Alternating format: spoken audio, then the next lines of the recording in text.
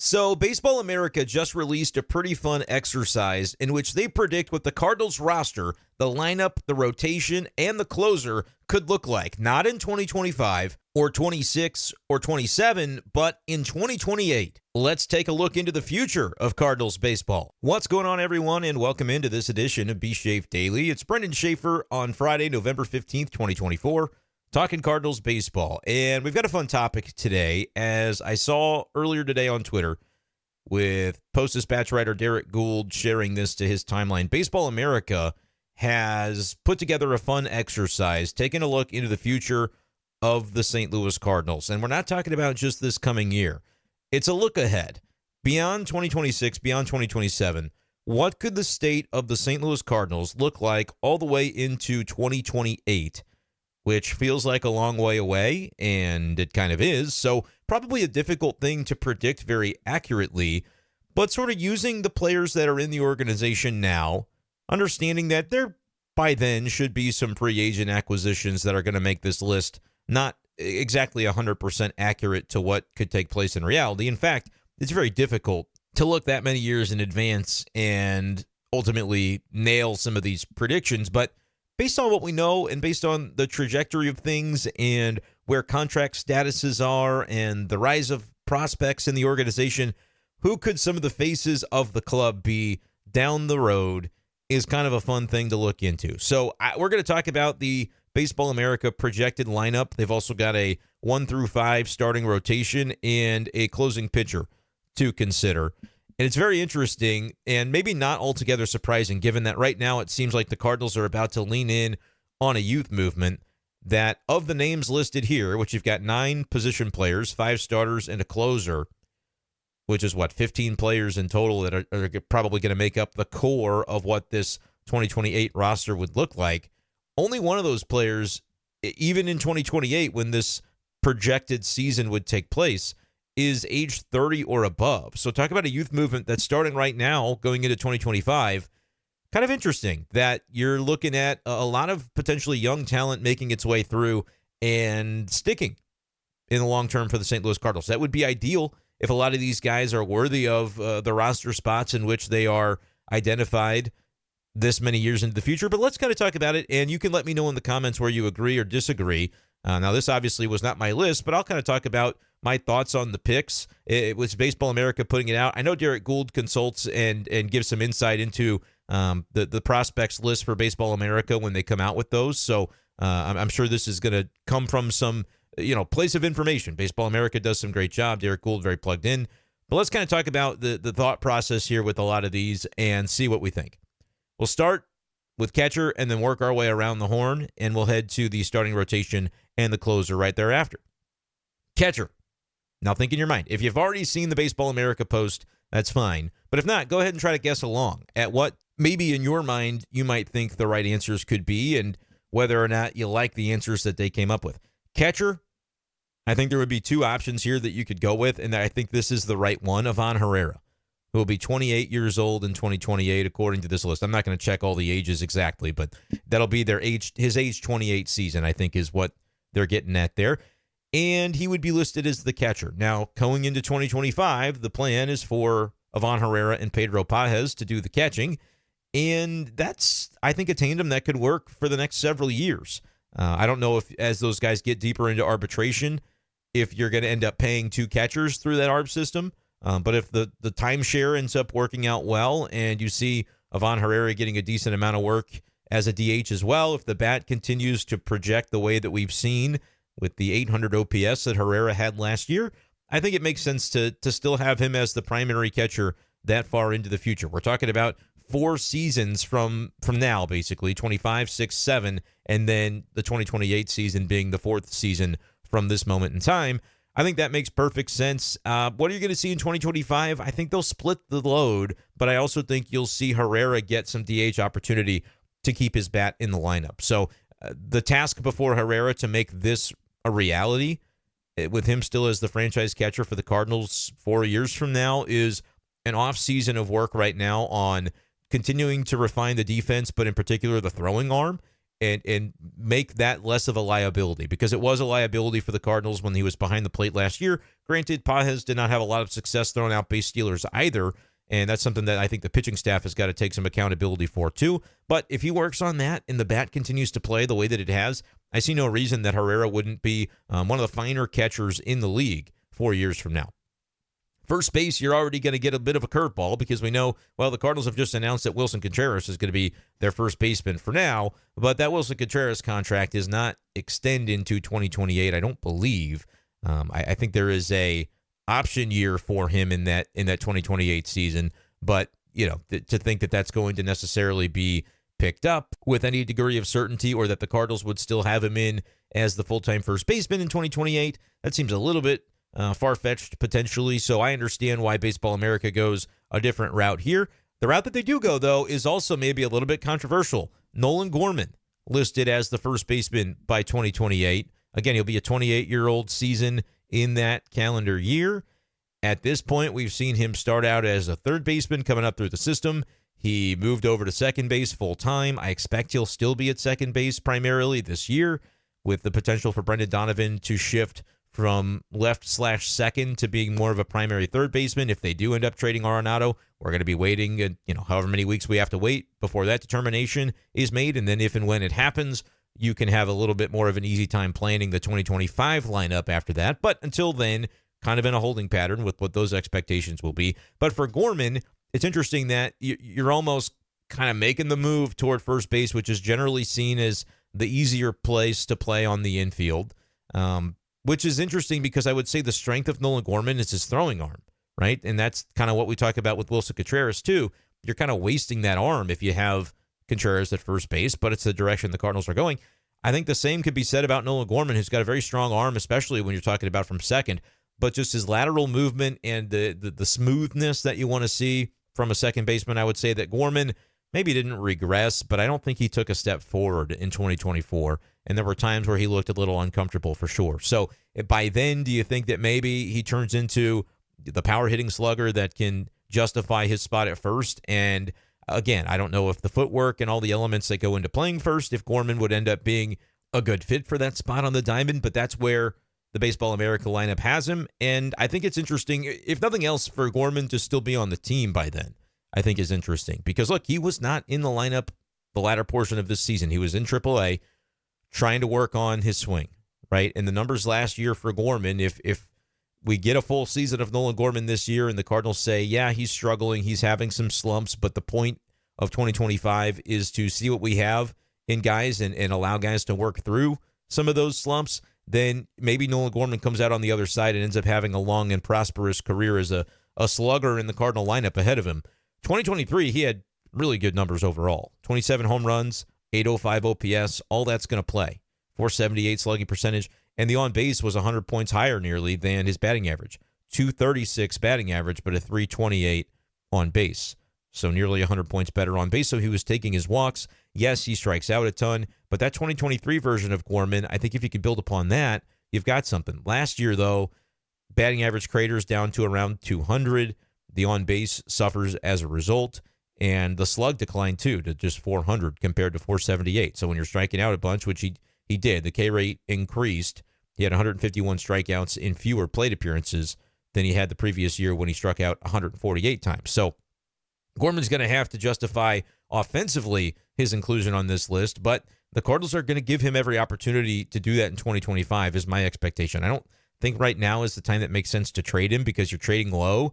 And if they do believe that there is still a bat in there that's going to pack a punch somewhere in an MLB lineup down the road, then giving Gorman the opportunity to see through his struggles in 2025 does make sense from a planning perspective on where the Cardinals are at right now, knowing that this is going to be a bit of a developmental year to kind of take stock of what's in the cupboard for this team. Having him at first base, let me know your thoughts on that. That's obviously the first one that you kind of look a little bit sideways at.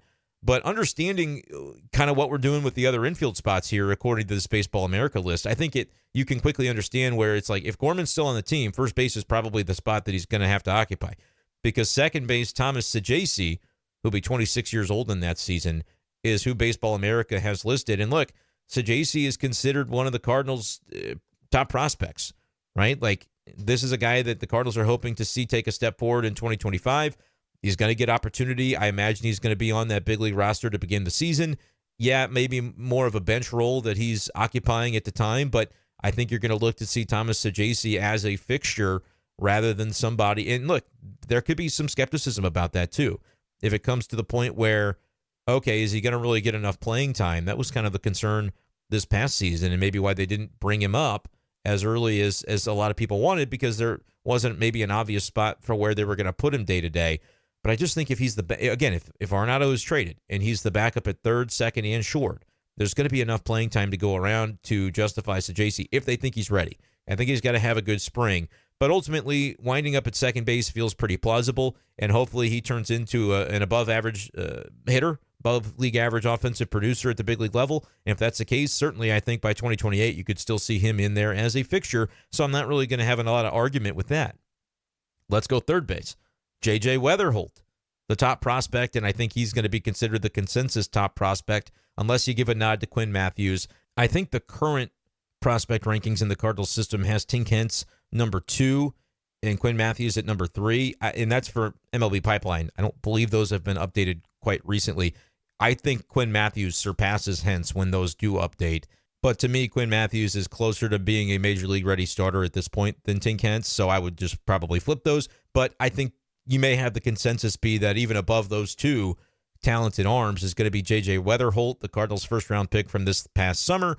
You slide into the top 10, and it's a rarity for the Cardinals, but it allows you to be able to grab a really talented hitter like J.J. Weatherholt out of West Virginia, and we'll see. I think this is going to be a big year for him. Again, if you're projecting 4 years into the future, by then I think we're going to know what J.J. Weatherholt is in terms of he will have risen through the ranks in the minor leagues, or he will have flamed out, which is something that first-round picks sometimes do. But I think this guy's got the skill set to be able to make his way through the ranks, and I think it's correct that he's one of the top prospects in baseball. We just are going to have to see him produce and continue on the trajectory that is expected. He's playing some shortstop. He played shortstop last year. I think the Cardinals' take on that is have him do the most challenging position for as long as he can. It's not that they're looking to keep him there and replace Mason Wynn, but I think for right now, that's where he's been. But he's going to be able to play some third, some short, and some second, wherever he ends up. Third base, I think, is a sensible enough spot for him, and that's where Baseball America has Weatherholt, who, yes, I think if he's going to be a big leaguer, if he's going to be that guy, he's going to be there by 2028, probably even earlier than that. I would set the timeline conservatively at 2027 for J.J. Weatherholt and aggressively mid-season of 2026, but that's going to be dependent upon whether he makes some moves over the next calendar year and how he performs throughout the various levels of the minors in 2025. I would expect Weatherholt probably to start at high A in 2025 after playing at low A this past season, a little bit after he was drafted. So we'll see if that comes to fruition. But again, I think it's going to just depend on his production and what they're seeing from him at those levels. Mason Wynn, the shortstop, I don't think anybody's surprised by that. That would be almost a surprise if it's not Mason Wynn by 2028. I think he's a fixture and a future face of the organization, certainly as you get that far into the future of 2028. So really not even a lot to say about that as it pertains to Mason Wynn. The Cardinals just better hope he is that guy, and I think he is. So I don't really have any major disagreements there. What do you think about the infield then? To recap, Herrera, Gorman, Saggese, Weatherholt, and Mason Wynn going around the horn on the 2028 projected Cardinals lineup according to Baseball America. And look, at the ages of those guys, 28, 28, 26, 25, 26, as of that 2028 season. So yes, a young infield, an infield with a lot of talent, but you're projecting quite a bit with Saggese and Weatherholt, and even I would say Gorman. If I were to rank like the level of certainty that I have, I would say I'm most certain about Mason Wynn being in that spot. Second, I would call Ivan Herrera in terms of certainty. Third, I would say is Weatherholt because I am a believer in him. Saggese, I think, is going to be on the team, and I think he would probably be fourth on that list. And then Nolan Gorman, I'm the least confident in that actually coming to fruition. But I do think Saggese, the position is correct, that he'd probably end up at second base. And it's not to say I'm not confident that he'll be there, but you do at the major league level want to continue to see the production offensively. He just hasn't had a lot of a chance yet. I'm not doubting that he'll do it. Certainly, I thought he was a really nice pickup when the Cardinals got him at that 2023 trade deadline. So that's your infield for 2028. Let's talk about the outfield. Left field. Maybe a little bit of a surprise, but Baseball America has Alec Burleson listed as the left fielder. And, Of course, I think a lot of the names that we came up with in the infield, or that they came up with on the infield, contract status really didn't come into play with any of those guys. All of them are ARB eligible through 2028. None of them become free agents, to my knowledge, before the 2028 season. So it makes sense that all of them would be there. Alec Burleson is who Baseball America has listed as the 2028 starting left fielder for the Cardinals. Some questions there about, okay, defensively, does that make sense? Should he move to first? Should he be more of a DH? I don't question the bat. I think that's solid. And again, we're looking at the guys that are internal. We're not going to say, Juan Soto. We're not going to say guys that are external that you can't really predict the Cardinals making a trade or making a free agent acquisition. There will be some of those.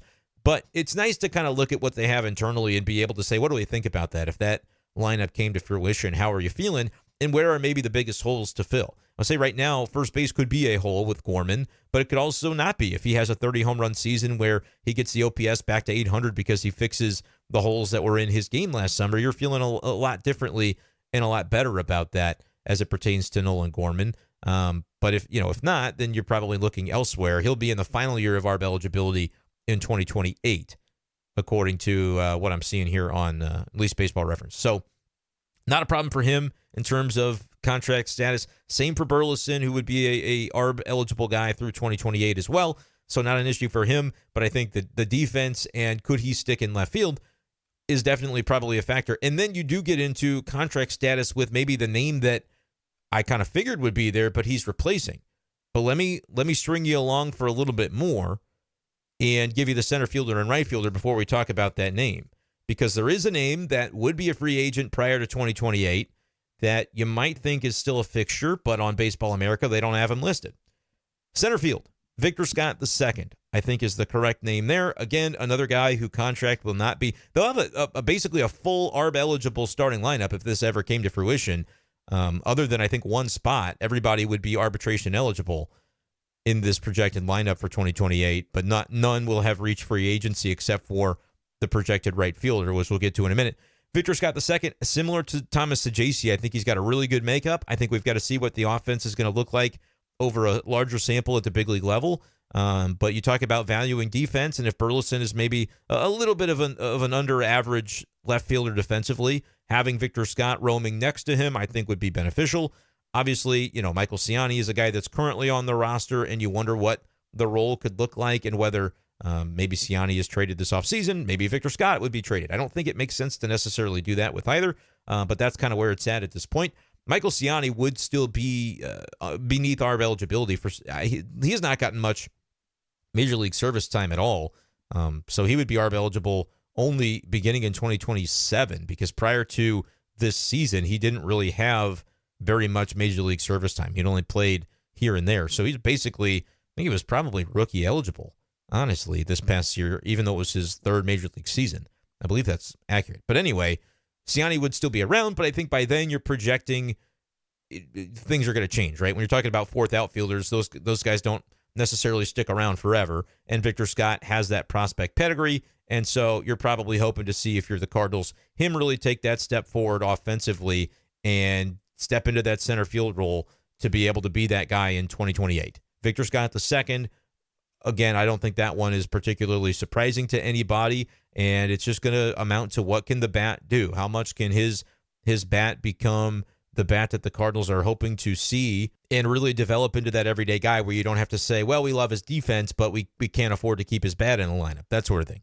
I think that was kind of the case last year. I think his defense is going to continue to be refined, though, even more, and there's absolutely raw ability and materials to work with offensively that you can project forward and hope kind of reaches that level. So I don't think that's a crazy suggestion.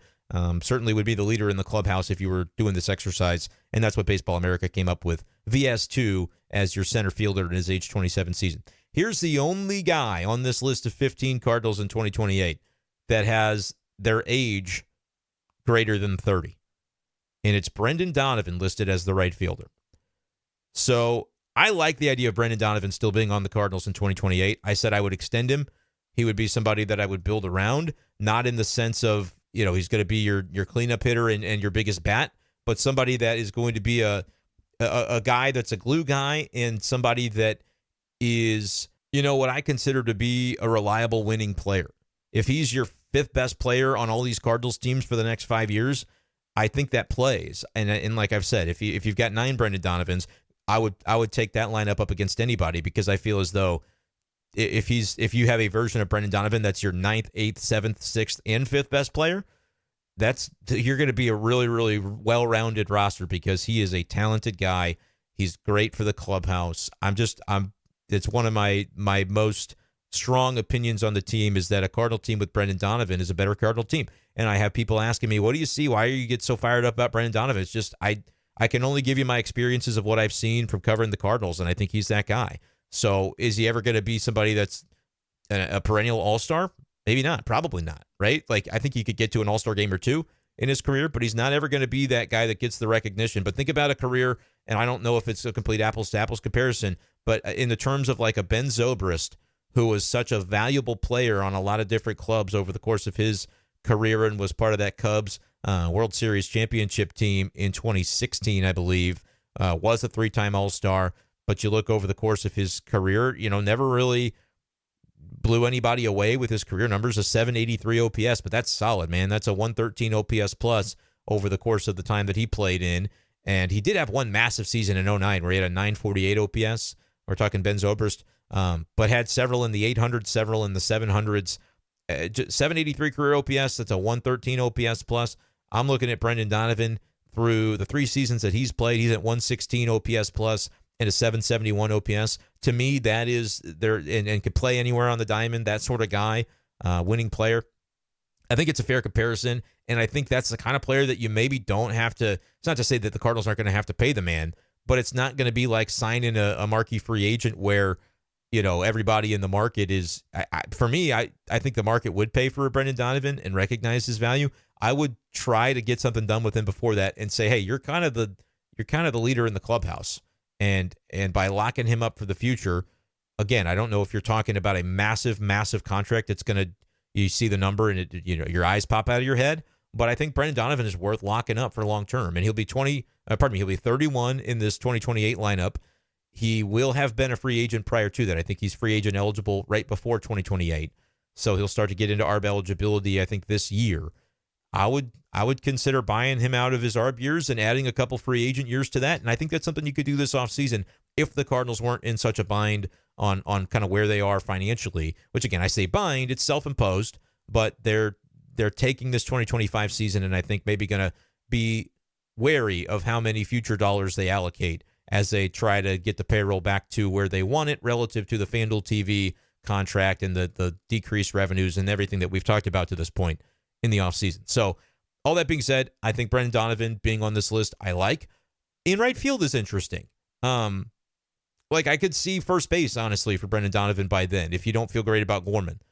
It's not to say that is taking full advantage of a Gold Glove caliber fielder, but I could see him doing a little bit of everything. And you look at right field and go, okay, there's a name missing. There's 2 names missing, really, now that we've gone through an outfield of Burleson, Victor Scott, and Brendan Donovan. You're missing one, Jordan Walker, and I can clear that up really quickly. He's listed as the DH. So 2028 lineup, Baseball America, 2028 would be Jordan Walker, who would be 26 years old. That's the prediction, and he would be a designated hitter. And I don't think that surprises anybody that's seen him roam right field. I think sticking at third base was going to be a long shot anyway. I think it's a little bit, I know people would say, well, easy, plug him in at first base. We'll see, man. We'll see if that's something they ever try to do. I'm not saying they won't. I'm saying I don't think it would be automatic that he would be just a style of player that could handle that position well defensively. But we don't know it about Wilson Contreras. We don't really know it fully about Burleson in terms of a full major league season. And Nolan Gorman's on this list, and we don't know it for sure about him either. So I think you could take your pick. You could have said Walker to first, Gorman at DH. You could have said it the way that they said it with Gorman at first and Walker DH. You could have said Walker in right field, but that would be the one thing that I would say, all right, I mean, we're going to probably get a chance to look at that one more time in 2025 where the Cardinals are going to be willing to go through some growing pains. But if it's another year and he just doesn't quite make the gains that you want to see, I don't think that a future as a mostly DH would be the worst thing in the world for Jordan Walker. The Cardinals aren't going to be ready yet to write him off defensively because he is a good athlete. There's no doubt. But if you go through another season and you go, all right, We got him the training he needs. We beefed up with the player development. We got him with a good outfield coach that's, able to work with him. And again, they've been doing these things, but it was all kind of on the plate of Jose Oquendo and then mid-season Willie McGee. But you're going through the season. Like, I don't know that Willie McGee was able to sprinkle the magic dust on Jordan Walker to say, here's how you play a good right field. It just has been a little bit of a challenge for him. He loses balls in the lights, loses it in the sun. It's something that comes with the territory of not having played a ton of outfield throughout his life. But I think that it's okay to say by 2028, if he's a DH, as long as he's producing offensively, I don't think anybody's going to have a real problem with that. It does decrease your flexibility a little bit if you can't use him in a position, because the Cardinals are going to be able to cycle that DH a lot in 2025 because Contreras is going to be playing some first. He's going to DH. Herrera can DH when Pages is catching. Walker can do some DHing. Burleson can do some DHing. They're going to be able to cycle it. But we'll see. By 2028, you may feel differently about it. And hopefully Jordan Walker is at least the bat that everybody has billed him to be and can be that fixture in the organization by then. So he's listed as the DH. That leaves one name, Lars Nootbaar, not listed at all on this. He would be a free agent prior to 2028. I think he would be free agent eligible entering that the 2028 season would be his first year of free agent eligibility after 27. He's ARB eligible this year. So over the coming weeks, that'll be a topic of conversation. Do the Cardinals, agree with him through ARB? Do they need to go to a hearing? That sort of thing. He's in that crop of players that's due a raise. Lars Nootbaar, very polarizing player because he's a guy who, with the international acclaim and the World Baseball Classic and the infectious personality, the Cardinals early on embraced Lars Nootbaar as a fixture and as somebody that it can be a face of the franchise type of guy in terms of the way they market the team. Everybody loves Noot. But you look at the productivity on the field, even that hasn't been bad. I think he gets a bad rap. I think he gets a bad rap from people that only look at batting average. And I've said on the show before, I'll say it again, batting average doesn't matter. It just flat out doesn't matter. And that's hyperbole. Of course, it matters to an extent. But to the extent that people put the value on it, I think folks don't see the entire picture if you're just going, well, he only is a 246 career batting average. He had 244 last year. When's Lars Nootbaar ever going to be this great hitter that everybody said he could be and hit 280 or 300? Maybe never. To me, he doesn't have to do that to end up being well worth a contract extension. What he has to do is he has to play 150 games in 2025 before I want to extend him. And that's maybe not fair because you can look back at his injury history and see a lot of flukish things that have happened to Noot.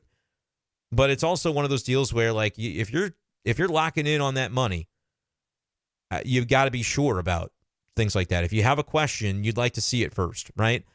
And over the past 3 years, he's played 108 games, 117 games, 109 games, just nagging injuries. And I think if you want to be able to say he's our dude in the outfield, you want to just see that season happen. I'm not doubting that it can happen because, again, I don't think when it's a different injury every time, it's not like a guy who's got a history of, it's a hamstring, and every year he hurts his hamstring, right? Like, that could be something where you want to monitor and say that could be a little more projectable. The flukish way that Noot seems to get hurt, I think you could maybe tie all of these injuries together in an overarching way and say he plays the game hard.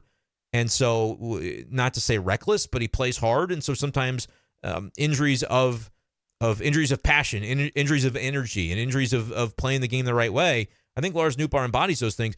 But I do think, like, certain things, I'm not his trainer. I'm not anybody that has authority over what he should do. And sometimes I think it's a little bit silly when fans or media or outsiders, say, here's what you got to do. This dude's the major league player. I'm the dude with a microphone, and we all know our roles. But I asked Nootbaar after the slide into third base where he injured the thumb, I believe that was opening day of 2023, if I'm recalling this correctly, and maybe it was this past year. I don't remember. The injuries do kind of blend together a little bit. It might have been this year. Let me see. No, 23 was the thumb injury sliding into third base. And I asked him about, would you wear an oven mitt, the sliding glove? And he said, yeah, I'm going to do it now. I never did it before. I asked him why he never did it before. And it's just, I'm like, is it one of those things that you just don't think about until it happens to you? And he was like, yeah, that's kind of the vibe. I don't know that he was wearing it all the time in 2024 even. So, like, it's kind of like when we talk about NFL players and the Guardian cap, and everybody wants Tua to wear a Guardian cap. And Tua's like, I'm my own man. I can do what I want. Totally valid.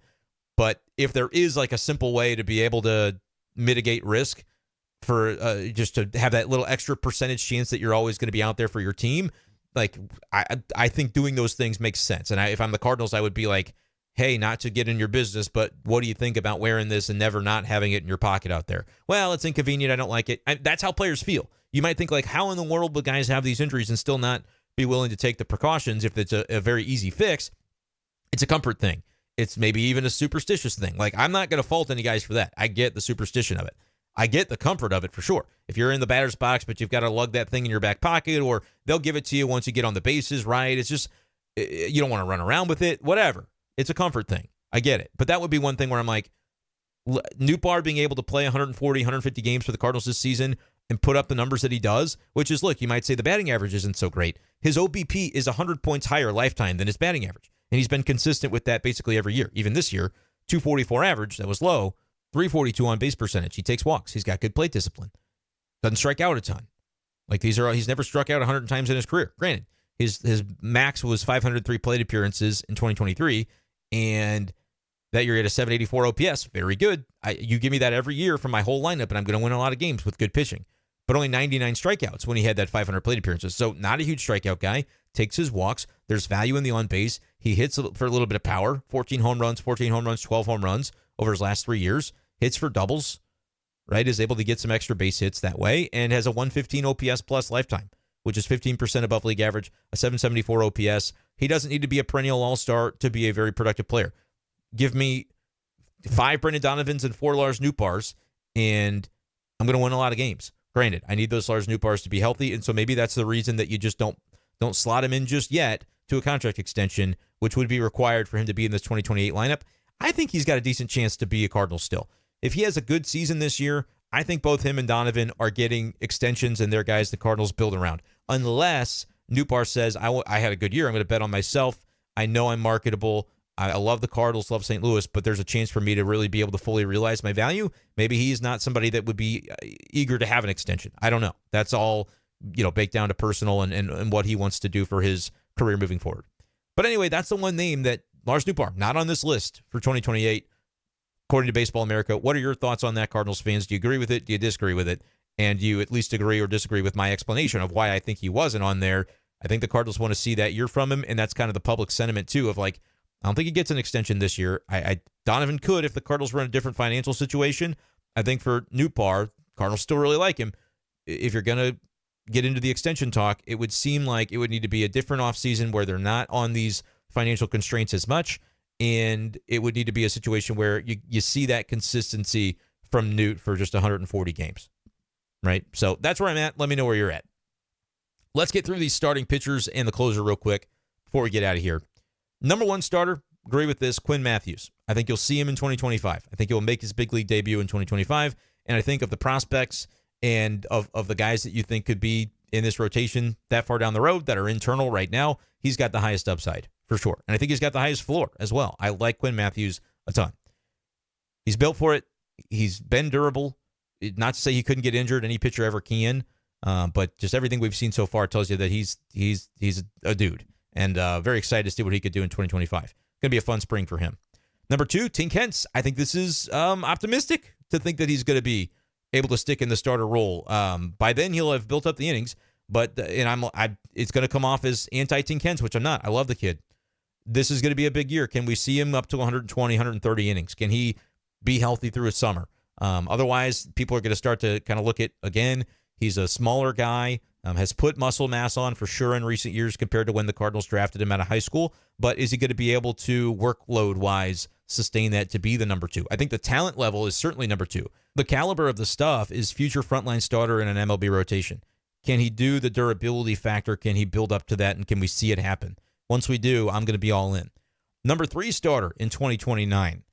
My, how the tables have turned. Andre Palante, listed by Baseball America, would be 29 years old going into that season, would not be a free agent yet. He would be year 3, or I think actually maybe year 4.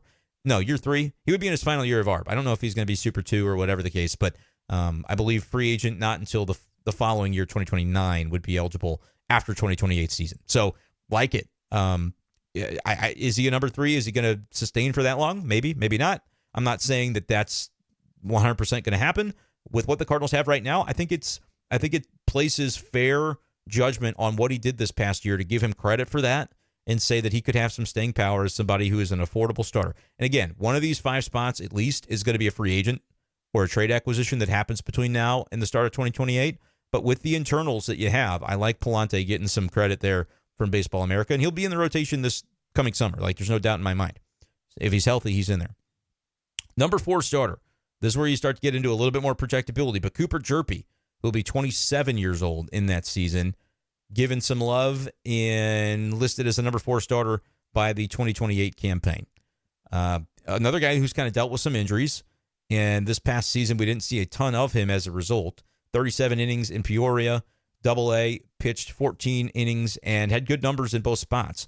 Finished the year with a 3.27 ERA. He was in the low threes at both spots. It was actually even better ERA-wise in his little glimpse at Springfield. 4 starts, 14 and 2/3 innings, a 3.07 ERA. He'll start probably in Double-A, I would think, this year, continue to build up innings at that spot, and then maybe be on the move to Triple-A not long after. By midsummer, you could see Jerpy at Triple-A, and then by there, he's knocking on the door at that point. So, and look, if he has a great spring and they want to bump him up to Triple-A to start the season, who am I to say they can't? I just think that would be my general conservative prediction, would be start at Double-A again, since he only got a little bit of a taste there last year, and again, only threw like 50-some-odd innings, so he's another guy that you want to see build up innings. But I think he's got good stuff. I think he's got a funky delivery that's going to help him. I think he's somebody that you go, is he going to stick as a starter? Is he going to be a future reliever? Hopefully the answer is quality starter, because the Cardinals are going to look to develop all these guys and be able to use them in this future. Because imagine all these guys that we have in this predicted 2028 lineup, let's say they all are deserving of the spots that they're written into because they're good players still by then. Anything you do in free agency and trades is going to be a bonus if that's true. Now, not all these guys are going to pan out, but I think if a number of them do, under the Heimblum development, under the Rob Strafolio development group, like that's kind of what you're hoping to see play out, and the Cardinals be able to turn the corner and be able to have a good, strong, young core by 2028 with guys who right now are considered, young MLBers, unproven prospects, things like that. And then rounding out the 5-man rotation, according to Baseball America, in 2028, Michael McGreevy, who we're going to see probably in a starting role, maybe right off the bat this summer, depending on what the Cardinals do with some of their veteran pitchers that are either going to be working through injury, going to be working through, do they get traded? Do they get DFA'd in the case of Michaelis or Matz? Like, what do the Cardinals do with that? McGreevy, I think, is going to have plenty of opportunity this summer, even if it's not from day one, to be able to show what he can do. So I like the idea that he could be, and look, they're not going crazy. Number 5, if he can be, Dakota Hudson plus a little bit, and he's your number 5, worse things have happened in the course of human history. I think that would be very fine. I'm rooting for McGreevy to be able to be that, and then maybe even a little bit more. Again, Pallante was not figured to be anybody prior to this season in terms of starting rotation for 2028. Now that he showed it a little bit, okay, we're talking about him. He could be the number 3 4 years from now. Again, this is not using any externals, and a lot of rosters are built with externals factored in. But there's Pallante at least getting that consideration. No reason that McGreevy can't also have that kind of trajectory. We're kind of counting him out.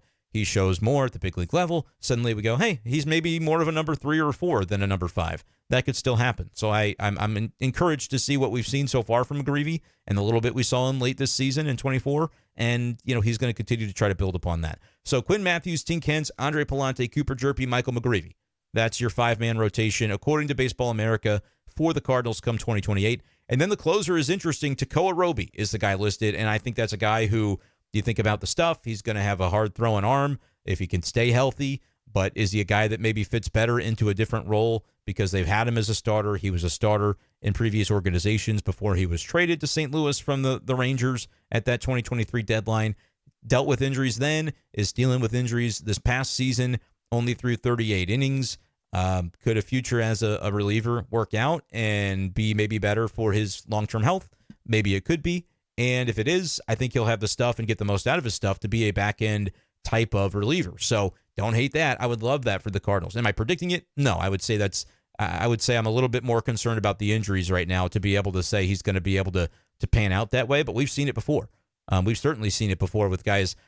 It kind of reminds me, and I don't know the exact injury history to track it, but when I think about the name Pete Fairbanks, who's been a lights-out reliever for the Rays in recent years, he was with Texas, began his career as a minor league starter, had multiple arm injuries that he had to work through, and it was kind of like he's getting a little bit into his mid-20s before he was really able to kind of fall into his own, and the Rays saw something in him And the Rays were able to figure it out, get him on the program he needed to be on, and he's one of the best pitchers in baseball in terms of relievers at this point. So could Tekoa Roby, who started out in the Rangers organization, turn into something like that with the Cardinals? Who knows? I'm kind of making these connections as we go, but how about this comparison to kind of further the point?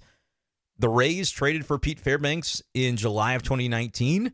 Who was still working there at the time? Chaim Bloom. He was hired in October of 2019 by the Red Sox, but probably was, had a hand in saying, hey, Pete Fairbanks, maybe that's, a guy that we need to target and trade for. And he had already turned into a reliever with the Rangers, saw a little bit of big league time earlier that summer, and the Rangers traded him away. The Rays saw something in him despite a 9.3 ERA in 8 games. And then, the rest is kind of history. The Rays got their hands on him. And again, not to toot Chaim Bloom's horn too much with the Pete Fairbanks, because he was gone before Fairbanks really took off the next year in 2020, part of that Rays team that went to the World Series against the Dodgers. But anyway, I'm just looking long-term, trying to make some connections, and I go, all right, Tekoa Roby, I could see it. Would be interesting if he was able to stick there. You'd love to see him as a starter, but if that doesn't work out, maybe future back-end reliever could be something that makes sense for him. So that's the way this whole thing breaks down. I can go over one more time the final lineup, and you guys can tell me what you think of it in the comments below. Please do comment. Please like the video. Please make sure you're subscribed, all that good stuff, as we continue to make Cardinals content here on the channel. It's ended up being one of my longer podcasts recently. Been trying to kind of get these cut down a little bit. I know the people who listen on Spotify say, I like it when it's longer. I'm in my car, whatever.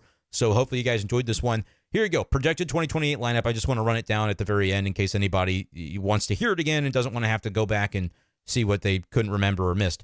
Herrera at catcher. Gorman at first, Sajaci at second, Weatherholt at third, Mason Wynn at short, Burleson in left, Victor Scott in center, Brendan Donovan in right, Jordan Walker at DH. No Nootbaar. Who else do you see that's missing that you feel like should be in there? I think you could still see Pajes, Siani could technically still be here in backup roles, but it's harder to project those things.